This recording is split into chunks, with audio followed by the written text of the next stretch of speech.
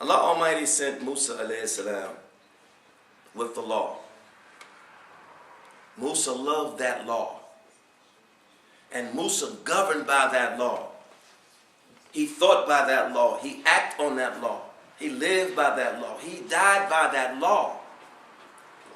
But Allah Almighty wants us to know that above every knowledge there is another knowledge. On every horizon there is another horizon. There is always an infinite unfolding of you. But if there is no struggle, if there's no practice, we never begin to understand that yes, we come out of a womb, we can't even sit our heads up, but we learn to crawl, then we learn to walk, then we learn to talk, but this is a practice. You hear little kids, little 6-month-olds, 5, 7, they trying to talk, they trying to say, in their mind they think that they're saying it.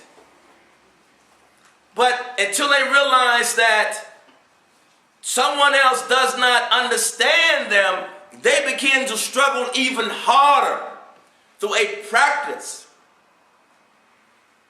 Even from their crawl to their walk. So we have to practice before we actually gain the knowledge of what it is that we're practicing. There has to be an action before there is a reward of everything and anything. And this is what we don't do. When we wait and think that something is going to happen without a cause, then we as a people remain dormant, and the enemy of human beings allow us to stay dormant and unproductive. When Allah Almighty sent Ramadan, don't you know during Ramadan that your breath is a form of worshiping? Your sleep is a form of worshiping. There is nothing. Allah says the only way that you cannot get blessings in the month of Ramadan, you have to be a total wretch. A total wretch. You're breathing, you're praising Allah Almighty. You're sleeping, you're praising Allah Almighty. We haven't even gotten to the prayers. We haven't even gotten to the remembrance of Allah Almighty. We haven't even gotten to the fasting for Allah Almighty, because the fast is between us and Allah Almighty. You can tell somebody, yeah, you fasted and all of that, and you just be, every time you just drinking something, every time the mind's not looking. No one is going to know. But here's what we have to realize. The fast is between you and Allah Almighty. You can't cheat. Why is that between you and Allah Almighty? Because only Allah Almighty knows the stations. You'll know your stations. Only Allah Almighty knows what is unfolding in you. Only Allah Almighty knows what you really know. Allah Almighty knows the position that He has created you to reach. Everyone personally has that unique relationship with Allah Almighty. And so fasting helps us to get away from everything that distracts us from having that union, because Allah says He gave us that trust. And when He said the Kaaba Mukman Bayt Allah, the heart of the believer is the house of Allah Almighty. Allah has human beings. No, they're not ordinary.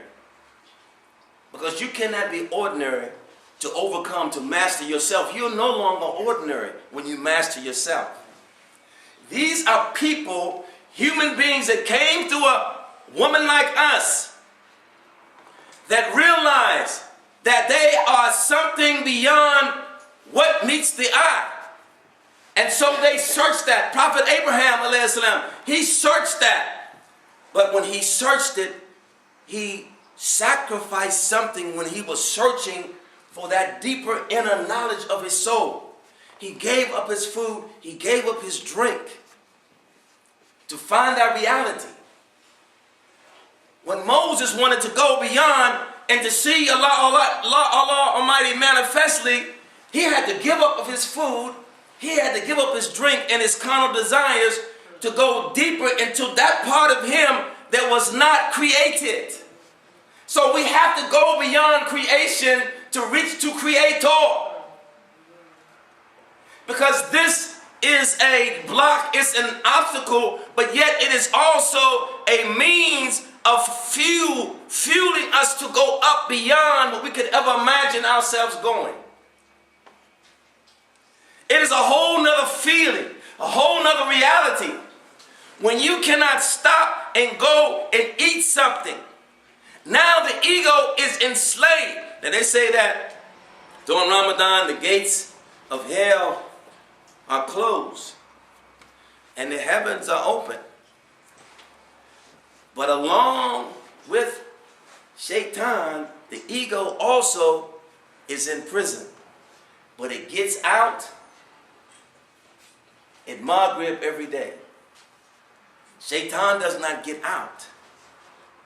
So the ego is in that prison, and the soul is ministering to the ego, saying that this is what we must do. You cannot continue to listen to someone who is going to be against you and to be against your destiny. They're probably sitting in the same prison. And so during that time, the ego has to make a decision. Do I continue to listen to this being that's trying to get me to serve him and not serve the reality that my Lord wants for me? And that's the whole power and the whole secret of Ramadan. It comes a conference now. Now throughout all the shadows of deception and all the distractions of the lust and the fuss and the cuss and the lust and the rust, now it can singly sit down and listen to this and listen to that and make the decision whether I am going to be who I was created to be or I'm not going to be who I was created to be.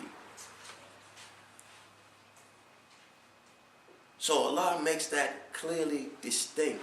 And that's why he sent Moses, alayhi salam, and he sent to Moses, Khidr, alayhi salam, to really teach him that there is always something more. Above every horizon, there's another horizon. The growth and development does not stop. It does not stop. And that's why we cannot be proud of ourselves. Because once that pride comes in, we no longer grow. Moses was proud of his knowledge. Moses was the most knowledgeable person at that time. He asked Allah Almighty, "Oh Allah, is there someone more knowledgeable than me?" Now, why would somebody even ask that question? If they didn't think that they was numero uno. Allah said, "I created someone from my mercy, someone for myself, that's going to teach you the higher knowledge of things." When he came to Moses, he told Moses, he said, "I'm going to teach you." He said, "But you're not going to be able to keep patience with me. Because you're going to be judging me by your level of knowledge."